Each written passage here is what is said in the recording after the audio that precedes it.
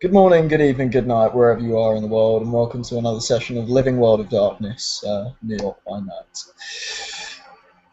Tonight, we find Mr. Rigby, or Limey, as he's better known, walking into one of the rougher parts of Harlem. It's a dark night, the stars are covered over by clouds, and there's a humid kind of mist in the streets as his brogues click along the street, down towards a relatively well-known crack house, which is it's a rather large squat, really, in a really pretty rough part of town. He shuffles through the crowds with relative ease, with his hat low on his head. Doesn't seem particularly fazed by his surroundings. He's on his way to have a conversation with a certain Dr. Fabro, who's been cleaning up the streets of the relative, of the various junkies and undesirable types and the afflictions they might have. And it's bad for business. And when things are bad for business, generally people send Limey out to have a word. So that's where we find him today. And at this point, just as he's nearing the crack house, he'll see Dr. Fabro step outside. Dr. Fabro Caine has just finished his rounds. He feels that it was successful. He has saved some poor, unfortunate souls that were lost and needed to find their way again. He smiles to himself as he is quite pleased with his own work and sets his sights to go back to the Bronx, not paying anyone in the vicinity any mind. As he moves to walk away from the front door of the establishment, he'll hear a throat clear behind him. He'll turn around. As he turns, he sees a relatively lean, quite tall man of a relatively gaunt, but kind of rakishly handsome appearance, wearing a dark grey, relatively beaten up suit and an old pork pie hat. And he sort of, eyes the man up and down confidently and says, Dr. Fabro, I presume. You have an affliction? A certain kind of affliction, but that's not why I'm here. Something with your throat, perhaps? You don't mind if I give you a quick examine, do you? As he just produces a pair of glasses and... He holds a hand up before the guy gets too close to him. Oh. And says, and he gestures to the front door and says, would you care to step inside, Doctor? Sure. As he just opens the door, motions for you to get inside. He steps inside, and and marvelously, Caine just follows you. He doesn't try to run off. He seems relatively, Limey sort of seems to kind of know his way around the house. He seems vaguely familiar with the establishment, and he walks through to a back room. And you can hear, obviously, the sort of commotion and voices that usually come with an occupied establishment such as this. Yes, my son. Larry kind of looks at him vaguely perturbed as he greets everyone, as he just walks without really acknowledging anyone. But there are a few looks of recognition, a few people who might recognize him, but he just kind of nods and carries on walking, and eventually reaches a back room, where he'll say to the doctor, after you. Oh, well, thank you, sir. And looks at a kind of dirty-looking chair, produces a handkerchief, and will give it a nice little wipe. And I'm actually going to roll something here to make it nice and clean. The most badass demon power ever. The power of cleaning. Yes, it's underestimated, really. You know what they say, cleanliness is next to godliness. Yeah, so that's at least 4 successes, and that's the highest difficulty. As he starts wiping the chair, which was rusty and dirty, after he's done, do you get the idea that all the rust has left, as though he just rubbed off the rust, and he just sits on the chair and waits for you. He sort of looks at the chair and looks back at the doctor and sort of gives him a bit of a suspect glance before noticing a body passed out in the corner of the room, which he sort of says, "You'll have to excuse me for a moment." And he kind of squats down and starts to he sort of slaps the guy on the cheek. Says, "Oi, oi, get up, out, move." And as the guy sort of gets up, he sort of shuffles along and sort of out of the door. And Limey kind of slams it behind him. Oh, that wasn't very nice. Hey. No. I'm not particularly employed to be nice, good doctor. Well, good that I am then. I'll check up on. That was Ernest, I believe. I'll check up on Ernest later. He's sort of getting the impression like Limey, as he moves to take a seat across this beaten up old table, he sort of shoves a chair out with his foot and sort of wipes his hand along the seat of the chair before taking a seat and crossing his legs. And he sort of looks a little bit perturbed at quite how chirpy this doctor is, and relatively sort of doesn't seem bothered by his surroundings one bit. But he, by the way, he kind of opens his hands on the table and says, "Now, good doctor, I understand the work you're in, Hippocratic Oath and all that cow. It's sort of your job to keep the best interests of humanity at heart. Now, correct. I can respect that. I respect you greatly for the work you do. However, the work you do here, in this particular stretch of town, I'm afraid, must cease." And he sort of puffs on his cigarette and folds his hands and looks across the table.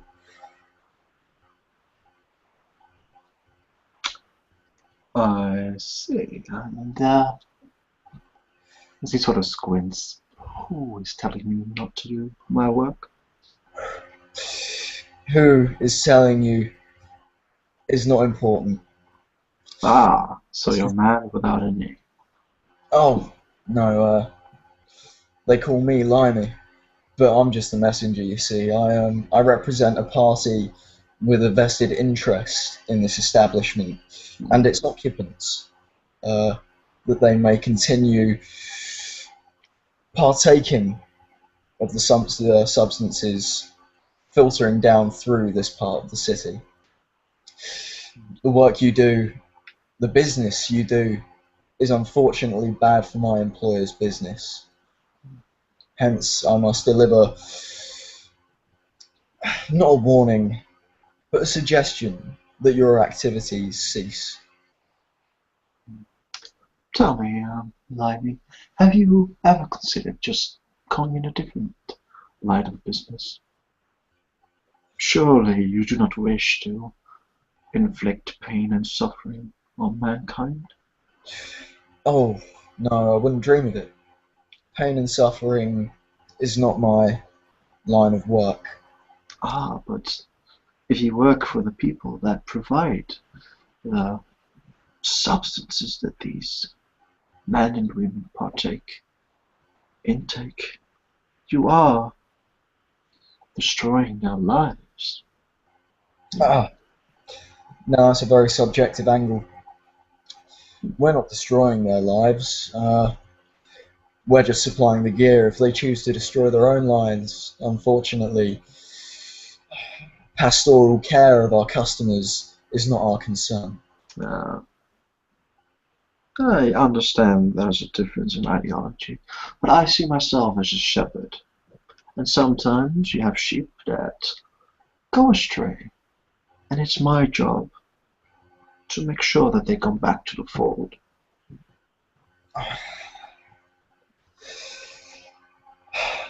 Thanks, Fabro. While I must applaud your philanthropic attitude, as he kind of smiles, Limey kind of shakes his head and he's confused as to why this man is not receiving his implied threats. And he kind of leans forward and puts his hands down on the table and says,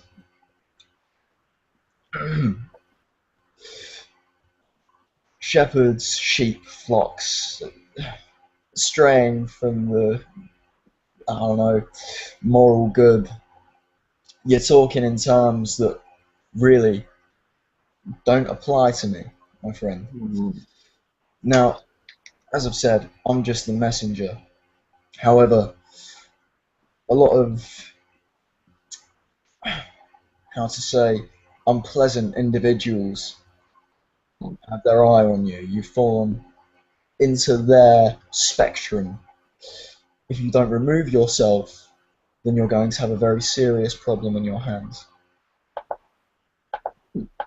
By the way, as you're moving closer, he makes a perception alertness check or awareness, whichever. He has a specialty in details, so details such as not breathing, he would probably pick that up with 4 successes.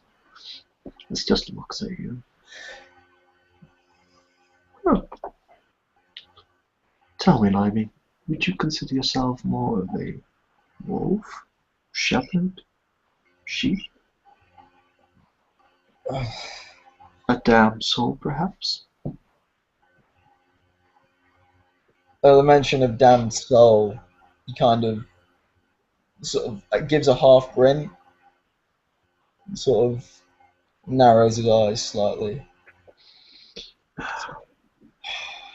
I'm afraid we're talking an entirely different language. Your metaphorical prose doesn't really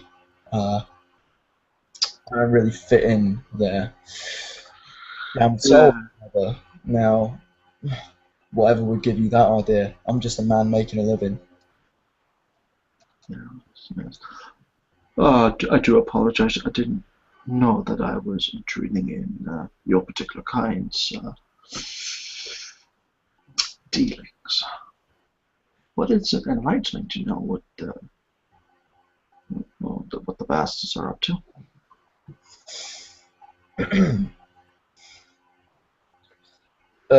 Being called a bastard, he kind of there's a glimmer of annoyance that kind of flashes across his face, and he says, "My kind, whatever would you mean by that, good doctor?" Well, I do believe the original tale is that there's a, let's call it a race of people. As he sort of folds his fingers in front of his. There's a race of people that have been cursed by the Holy Host herself. Children of, Caine. Caine's bastards.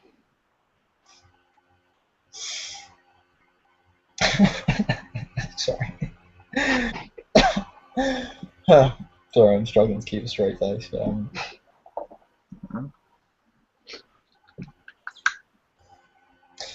That's a rather niche piece of information you have there. However might you know that? Well, I roll perception because, frankly, he's got no idea how you know this, and he's a little bit worried. so you're gonna roll perception? Just 1 success. What the hell are you? As far as you can see, just a random Joe. Well, he does have a big scar on the right side of his face, but uh, thus far, there's nothing really giving you the idea that he is something different than that. No. Well, the way I know this, my dear Limey, is the fact that you are not breathing. I do believe that's one of the symptoms of the damnation. He sort of looks at the cigarette that he's just put out on the floor, and then subconsciously a hand kind of brushes his chest. He sort of says, "I could be a shallow breather." That's that's an interesting. That's an interesting thing, actually. Well, you do breathe every time that you're speaking, but when I am speaking, I could. Well, apart from the time that you were smoking, there seemed to be no slight flaring of the nostrils or air entering your mouth, which would. Also, there's no heaving of the chest. At least, I see that you're trying, but the rhythms are very irregular, peculiar. You have an eye for detail. I'm a doctor. Of course, every doctor is prone to information on Caine's bastards. Well, I guess that's just part of my particular skill set. Interesting. Tell me, where did you find your particular skill set? Oh, from a friend. From a friend. He referred to himself as JR. JR. Can't say I've heard of him. He kind of rests his hands on the table, and his kind of severe disposition kind of alleviates somewhat. He says, "Doctor, it would appear that our meeting has taken an interesting turn. You're not some sort of hunter, are you, by any chance?" His hand sort of drifts off the table.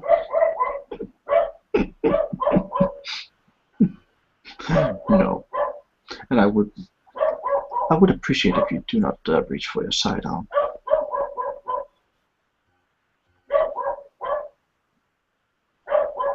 He pulls a small caliber pistol out and puts it on the table. So it says, "I don't plan on it." And he rests his hands either side of the gun. Well, you could shoot me, of course. I'm quite sure that in your line of work, you'll be a good shot. However, you'll realize soon after shooting me that you have made a grave error. He can't hide the slight nervousness in his. In fact, actually, yeah. Would you mind making a perception empathy? Is that? Oh, sure. With all my 0 dots in everything. Still 2 successes. So I'm rolling a charisma subterfuge to try and hide his. It's like, the fuck is this thing? Yeah. I think you're successful. Oh, thank Christ! Yeah, when he laughs, it sounds confident. He sort of goes. Oh, I'm happy that we can have some polite conversation, Limey. And really, you must forgive me, but You are forgiven, my son. what the fuck is a holier than thou doctor gonna do to stop me? Well, thing is, I am in your territory, so I will do nothing to stop you. I have no interest in starting something between your side and mine. So, no, I will do nothing to stop you. However, if you try to do something to me, I'll have to protect myself or defend myself, but that's entirely different, of course. And that's the point of my line of questioning. A man of faith and a man of, I don't know, philanthropic interests in your particular line of work, they generally don't fall under the combatant sort of sphere. Oh, you'll be surprised. Oh, Well, if you want to try, like I said, I can't stop you. he sort of glances at the gun and glances at you, and then Ah, he sort of moves his hands away, and he that's takes his hat off and he sort of, You know what? How about this? And he slams his hand on the table. Pull out a knife. Stab it in my hand. Let's see what happens. excuse me, what? Oh, you heard me? Or you can use your gun, but that's a bit loud and some people might get a bit, well, edgy. I'm sure a man like yourself has a knife on it. Um, fuck it.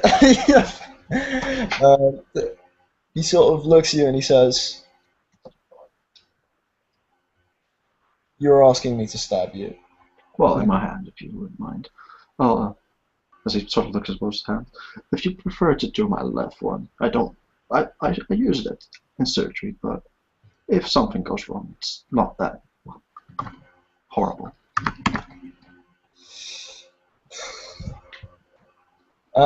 Using a dot of celerity. In a sec, let's see. Stab. Oh, not too bad. It's not great. But uh, like quick as you like, almost a bit too quick. His hand's gone into the breast pocket of his jacket, and suddenly there's a switchblade sticking out of the good doctor's hand. And like, sort of like, he's got a severe look in his eye, and he kind of leans across the table. His hand is stuck, and he just looks at it. Well, that hurts. Grabs hold. Gives it a bit of a wiggle. Pulls it out. Now, do you have faith, boy? He says, and as he holds up his hand with the hole in there, as it just closes up right before your eyes. Now let me make a quick composure check. Sure, self-control. Probably the difficulty isn't very high. Well, I mean, he sees people heal themselves, so I figure it's not too bad, but like, he's still going to be a little bit freaked out. Well, the thing is, you know that this guy has been breathing the entire time. Yeah, well, exactly. Like, that's the. What would you say the difficulty is? 5 or above, or? Yeah, 4 or 5 at the most. So you're gonna be fine. His eyes flicker as the hand heals, and he sort of leans back and he folds the knife. He sort of looks at the knife and sort of pulls out a handkerchief from his breast pocket and wipes it. And actually, Quinn is doing the same, but then on the desk, cleaning. Horrible. Folds it, puts it in her pocket. Oh, no.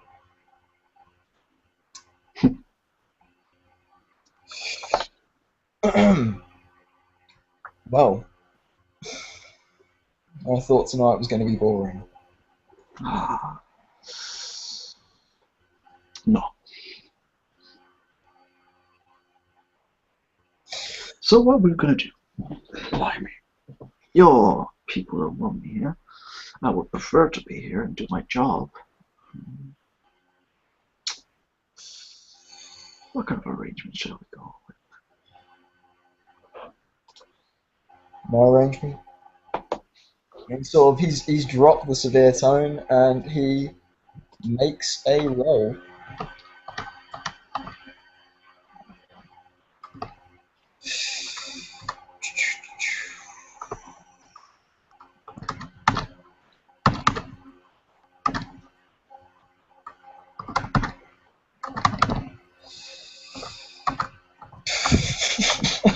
Why am I doing this? I have no idea. What are you doing actually? In fact, I forgot to tell you before I made the roll. I have a specialization in deal brokering, so he's going to try and work something out. Oh, right, all right. It's For a second there, I was like, oh my god, is he going to do dread case? That's going to be it. For a second there, I thought you were going to use like dread case. What, would that have been a good or a bad thing? Bad. But yeah, all right. So that's 6 successes.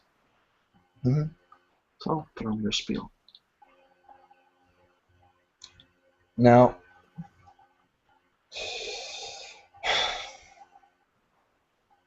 I understand you have to do your work, and from what I've seen tonight, this isn't going to be the usual cut and dry case of having a couple of boys turn up at your surgery, trashing the place, maybe breaking one of your hands, and then letting you get the message, because frankly I don't think that's going to work. So, leaves my employer no other choice really, other than to move the denizens of this den of iniquity to another location. Now, I'm going to try and convince him to leave you, leave you a few of them, because I understand you need to do your work, and I'm not going to try and question your pride by making you leave this place. However, we need to at least retain some of our customers. So, via some means, we'll have to move to another location, which of course won't be disclosed to you. And if you'll make your way round to it, then I suppose we'll have to meet again. But unfortunately, it would appear that to make you leave this place entirely would be clutching at straws. So, well, I suppose the only way we can really settle this is by coming to some sort of arrangement, as I've proposed. Sounds good to me. And he just extends the hand. Totally convinced. Oh, I'd like it, dude. I was going to say that it's a real dick thing to do to use a dice roll without telling him. Oh no, but Dr. Quinn, overconfident. He's like, yep, I'm quite sure that this will work out just fine. He extends a hand and gives you a gleaming smile as he takes it, slightly perturbed that this is the hand that he stabbed not 2 minutes ago. Now we have the official business out of the way. Yeah? Doctor, I must ask you, in the strictest of confidence after all, what the hell are you, son?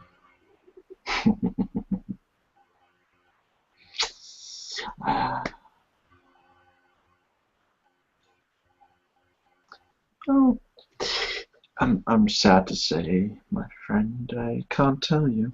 It's a bit of a need-to-know basis. Your name was in the paper, wasn't it? Sorry, out of character. Your name was in the paper, wasn't it? The miracle healer from the Bronx. Oh, Then, it seems that my name is getting around. then allow me to exercise a hypothesis. Wow. Your name is Dr. Quinn Fabro. You have a clinic in the Bronx. Now, there are none of my kind in the Bronx. There are no werewolves in the Bronx. There are no mages in the Bronx. There are no fae in the Bronx.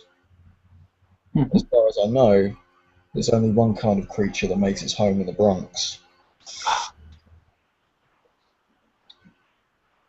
And he says it with a shiver down his spine. He says, so that completely, completely breathtakingly to me would make you some sort of demon?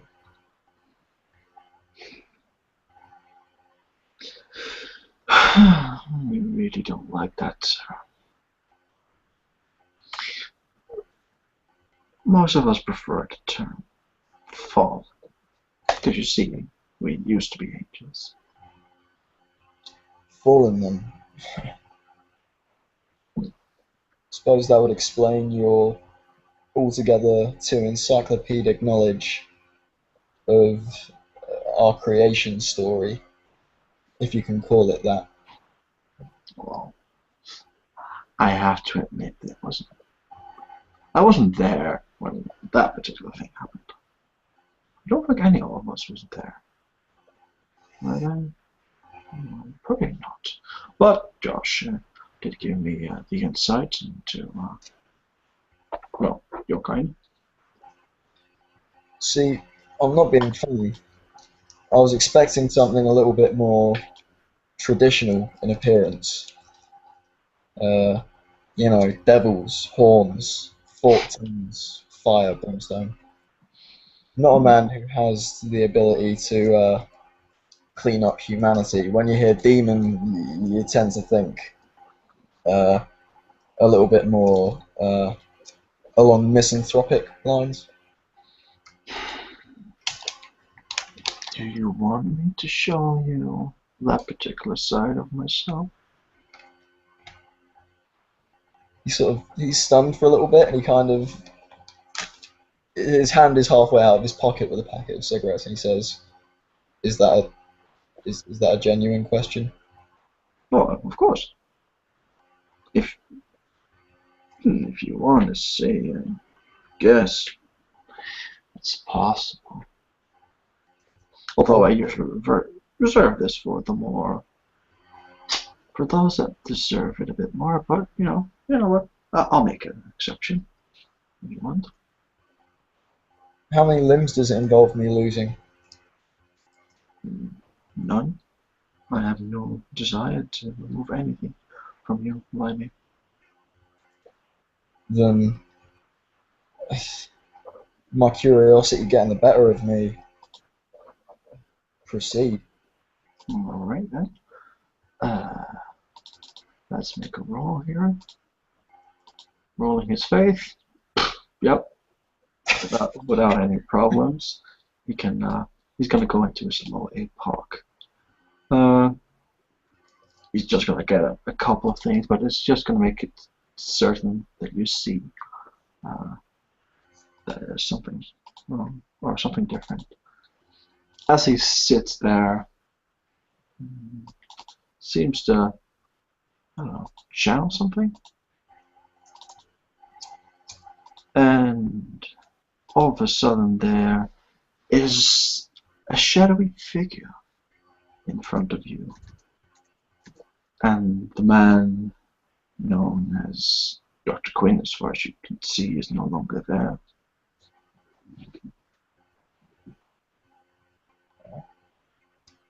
Cigarette hangs limply from his open mouth.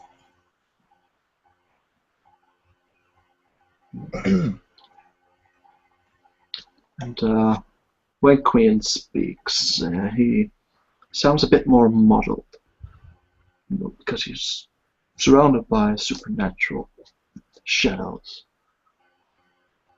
You see, I am but a man of shadow. I think this is the first time this evening you haven't spoken in a metaphor. Well, if you want me, I could, of course. Even though I walk through the valley of death, I shall fear no evil. Well, what better way than to remain in the shadows? So if you walk, you do not bump into any of the creatures that might bite. And upon the shadowy monologue, he will make another self-control roll. Alright. And he just barely scrapes it. Alright. Kind of sort of starts back in his chair a little bit and kind of wipes his hand on his face.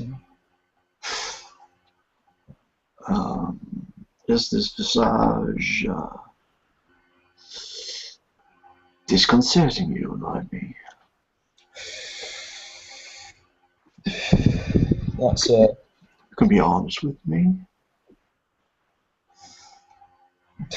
disconcert is a big word. Startle might be another.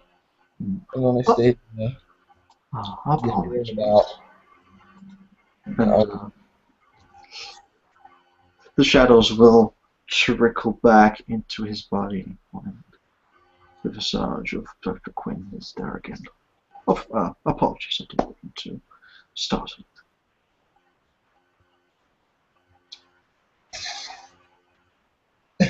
Is he smiling like that? Yeah. Limey kind of has a sort of like a slightly dazed look. And he sort of says, "Forgive me." You're forgiven, my child. Oh, saying that. It's not really my in my nature to lose my cool, as it were. But that's something you don't see every day. In honesty, when you hear about demon fallen, there's I don't know. It's almost unbelievable until you see it. Do you get what I mean? Yeah. Also, I assume that you do not refer to yourself as a Caine's bastard. So how should I refer to you as? My kind prefer kindred. There's another group living in Staten Island, and they prefer Cainite. It's a pretty subjective thing being a vampire. As he seems to be generally intrigued by this. So there are two groups. One of them calls themselves Caine, the other Kindred. And if you're looking at the name Kindred, that refers to kindred souls, perhaps, sharing the same ideology. Oh, we share little in ideology, as it happens. The other group, don't get me wrong, the kindred aren't all sweetness and light, but the other group, they're called Sabat, by the way. They're a bit more, I suppose, to use a more human term, unethical. They're the slightly more, how to say, harmful of us. We're more into keeping it on the down low. You dig? We're a bit more, we don't really like to show ourselves off that much. Whereas the other group almost see it as their duty to flash themselves about. They see themselves as the masters of the human race. The humans are cattle to them. When you talk about humans, them seeing humans as cattle and them masters, his look darkens significantly. Huh. And how would you tell them apart, though? Kindred and the Cainite. It's pretty difficult in honesty, mate. But as he sees his brow darkens, there's a barely perceptible smile that kind of shimmers across his lips, and he says, "They live in Staten Island. Uh, specifically, they live in a fort over there."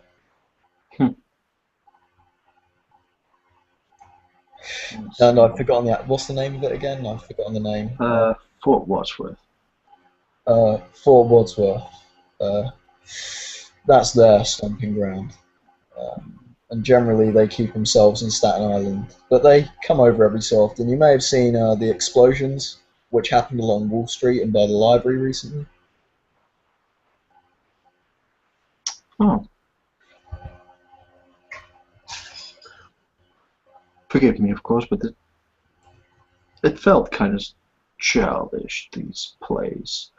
But they, well, apparently dated. They are. That was more of a warning shot, I think. They're capable of worse, and frequently strive to show that side of themselves.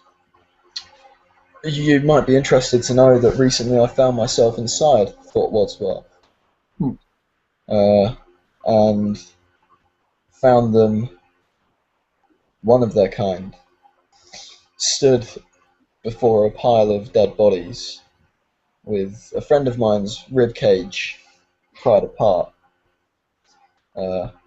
into which they'd driven slivers of wood, and they'd made him bear witness to the acts they committed on the mortals they'd captured. That's not really our bag. That certainly is more of a Cainite ideology. So you would say that the way to set the two groups apart is to look at the amount of destruction?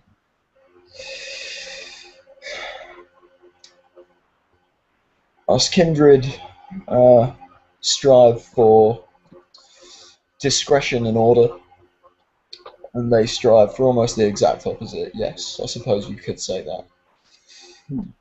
They are defined by their brutality.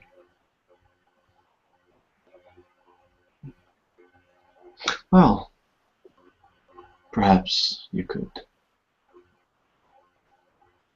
I don't know, if your group opposes them, you should get rid of them, I suppose. That's the plan.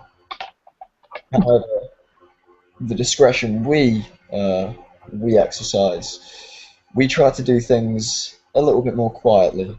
So, for instance, while they might find out where we live and run in, trying to burn the place down or destroy us by any number of supernatural means, we would have them removed, perhaps by having their haven raided or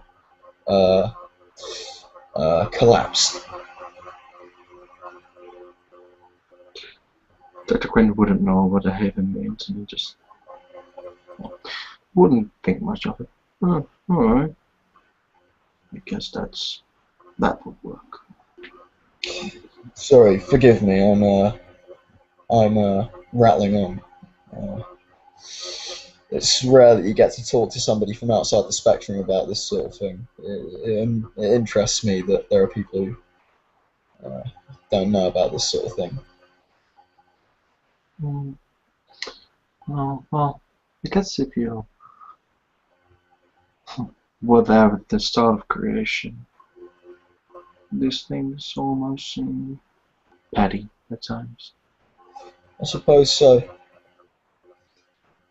However, a philanthropic man such as yourself, how do you feel about the exercises of these Cainites? I mean, do their actions seem petty to you, or? Well, as far as I know from your words, they do nothing to advance human race. Then again, they might just be led astray. Maybe so. Maybe so. And he kind of leans back in his chair and sort of smooths his hair back a little bit. Sorry, forgive me. Uh, it's it's always interesting to be able to talk about this sort of thing with some freedom. But hey, anyway, what about you guys anyway? You guys are in the Bronx. We don't often hear about anything kicking off in the Bronx, as it were. I mean, when I heard that your kind lived there, I guess I expected a little bit more fire and brimstone. It all seems quite quiet. I guess I can't condemn your ignorance, but no, there's no fire and brimstone on our side. Although there are different views in how to move forward. And he just looks up for one of the dogs outside. Anyway, yes, so most of us actually are looking forward to create a better world, and in doing so, we try to keep things quiet and simple. How do you go about creating this better world? Well, it's various different viewpoints, various different, let's call them beliefs. My personal one is that we need to find a way to properly coexist with our creation, even after realizing that there are some things that have been created in our absence. Quite peculiar, but interesting nonetheless. And, so what about you then? What's your viewpoint for advancing? If I can ask, of course. Well, that would be mine. I want to,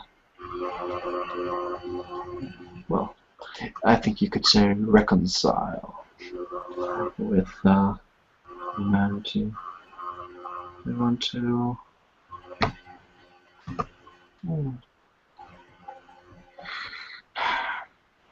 we have to find our place in existence. After being gone for so long, we have to be willing to integrate ourselves. While most of us have been or were absent of the creation in the past, now they can walk amongst our creation. When you say your creation, you created the Earth, humanity? Not me personally. I was more in charge of creating life. And at this, you can't help but almost like he's quite a curmudgeonly looking guy, Limey, but at the word creating life, there's almost a boyish sense of kind of wonderment that passes over his face. It's like, whoa, creating life. Heavy, man, heavy. You see, each of us had their particular role in creation. Some were those that created the mountains. Others were the ones that molded various creatures, animals that roamed the earth. Others made sure that there was no overpopulation and that there was a natural end to everything. Whereas my house, we made sure that there was life in everything. Something Groovy. that peculiar Groovy. enough you are. Well, it's not that you're missing it. Pardon me? As he sort of looks at you with a bit of wonderment himself. I wonder, are you still alive? He kind of takes his hat off and puts it on the table and he says, "That's a big question. I guess, uh, I guess part of me was hoping that you could tell me." Well, there's particularly thing I can try. As he will focus on, well, he knows your name, so he's going to try and find the faithful. And, well, if you have faith in you, you should pop up. Otherwise, not so much. Ah, just a failure. As he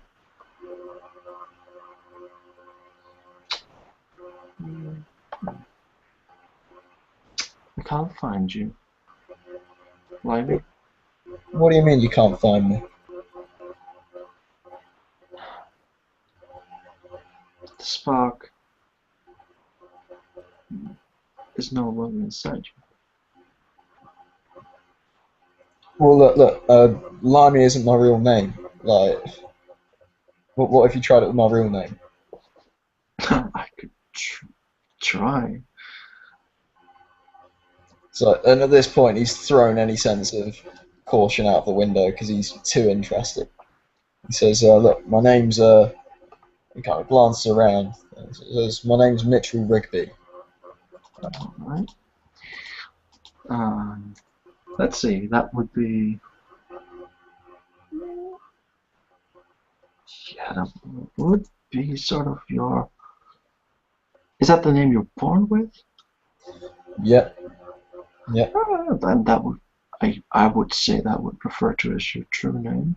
So that would be difficulty 6. As he is blocking for a Mitchell Rigby, knowing that you should be Mitchell Rigby, and he looks at you.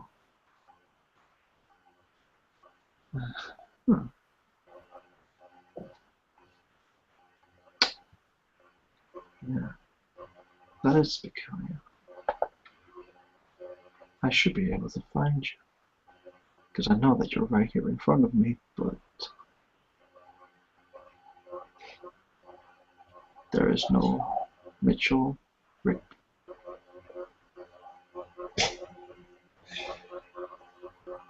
Sorry, 2 seconds. It's alright. Well, what do you mean? What do you mean there's no Mitchell Rigby? I'm right here. Like, I'm me. Like, I mean, I don't know what you're searching, man, but check your library again, you dig?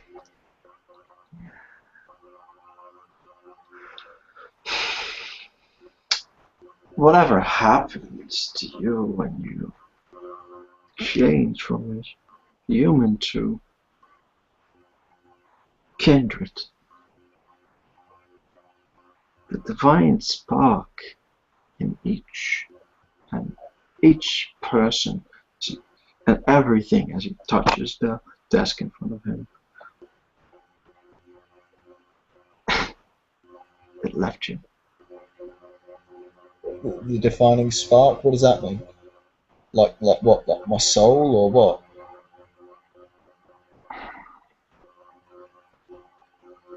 Your soul,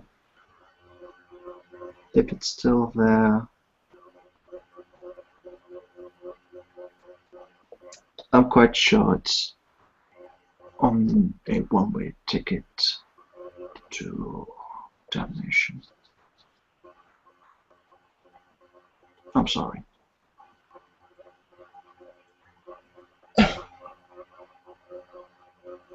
Wait. So what we're saying is that if there was a Mitchell Rigby that was human and would, I don't know what, go to heaven, you're saying that that's not there anymore, and now I am what I am.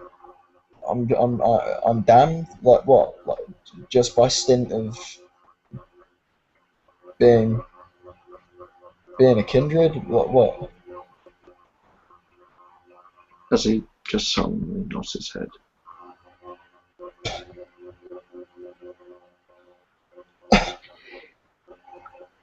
And he kind of looks around the room, like, and there's something genuinely different about him. Like he's like, I have to admit, I don't have all my previous capabilities, perhaps. If I remember more, maybe. As he sort of looks at you, I think it can be reversed. it can be what? Reversed. What, like this? The whole. The more the fact that your body is dead. Like you're saying, like I can come back to life. I'm not sure that's. Is that a thing? I've never tried it. Well, I have done it. I have brought people back to life. I remember that. But I don't know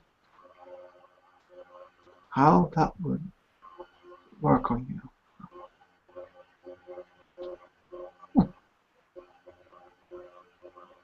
Well, that would be a nice way to fix things. So like, listen, Doc. So this whole damnation bag. What happens when a person's damned and they, croak it?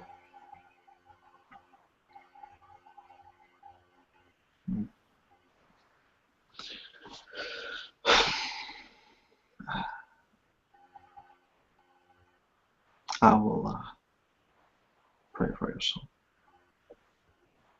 Well, no, come on, Doc. Less of the ambiguousness. Like, come on, well, let's parlay here. Let's rap. Like, you're fallen. You know how this shit works.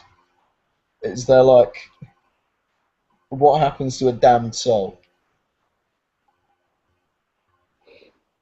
Well, I'm quite certain they won't be reunited with the Holy Host. And the Holy Host being like heaven, or to use a basic term, and a damned soul. Is that like, is hell like a thing? Is that like a is that what happens to a damned soul? I wonder if you would also go to the pit. Wait, you don't know? Well, I'm not certain because the thing is, the pit is a place of absence. There is no feeling there. There is no sound. There is no light. There's no darkness. It's total none. It's just nothing. Nothing for eternity. And like, are we aware of there being nothing? Or I was for, well, millennia until I came back. that sounds like a pretty bum deal. Yes, the Holy Host is quite the bitch. Wait, the bitch, and you're telling me it's a woman now? Come on, man, less of the revelation shit. You're like twisting my mellow. Do you know what I mean? Alright, some call her her, but others call him. Some call it. Some call God. Some say the Holy Host. It's all different terms for the same thing, really. Right. Let me just say that if you ever think you are going to meet an angel, you're going to be in for a treat. Wait. So like, angels angels are like. I mean, no offense, soul brother, but I thought you were you guys are always painted as the bad guys. You're saying angels aren't like. Well, thing is, history is written by the victor. Uh, We didn't quite win, did we? nah, but then if you'll forgive me saying, I don't know, rebelling against the master of all creation is I mean, that's a pretty big move. Yeah. And it would take many hours to explain how and why and such, so forth. And I do not wish to bore you with that revelation, although I could go on for hours. Well, yeah, man, I'd rather be at home watching Countdown. Yes, You know what Countdown is, do you? I assume it's a program about counting down. It may as well be. It's pretty boring. Um, but yeah, no, I feel you, bro. I feel you. That's yeah. I guess that's a pretty long conversation. But, Mitchell, Rigby, I will have a conversation with one of my friends. Perhaps there is still something we can do to salvage your soul. Genuinely. Yes. I mean, you're not like this ain't some sort of joke, right? You're like you're not playing me, are you? No? Well, why would I do that?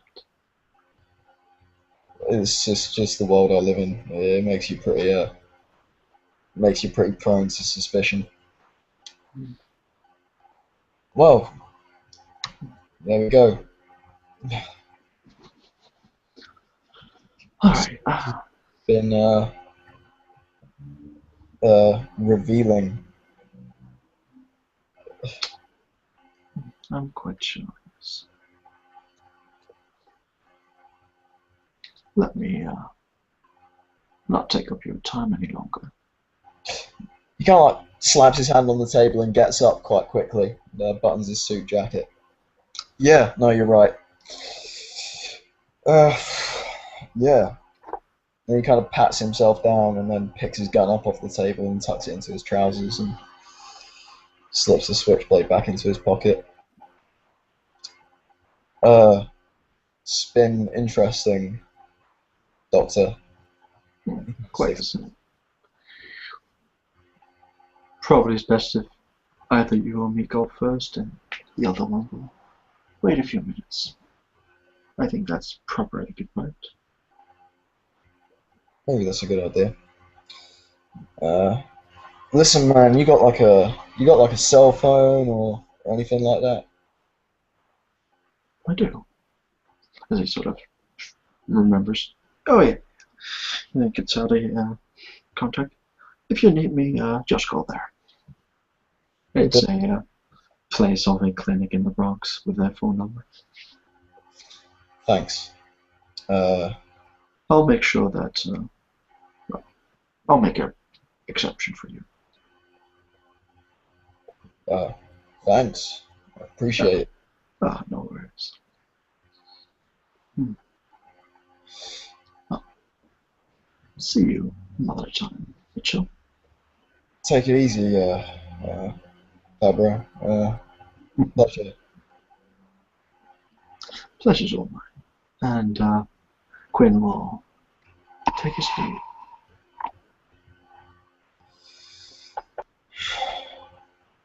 Limey will watch him leave, and then kind of deflate as he leaves the room. And go, fucking hell. Oh, heavy, man, heavy. Right, business. He kind of looks around the room one more time and looks at the chair, like, and how clean it is, and sort of glances from that chair to his chair, and then gives it a suspect glance, and then leaves the room. And ladies and gentlemen, that is where we end our scene. Good evening, good morning, good night.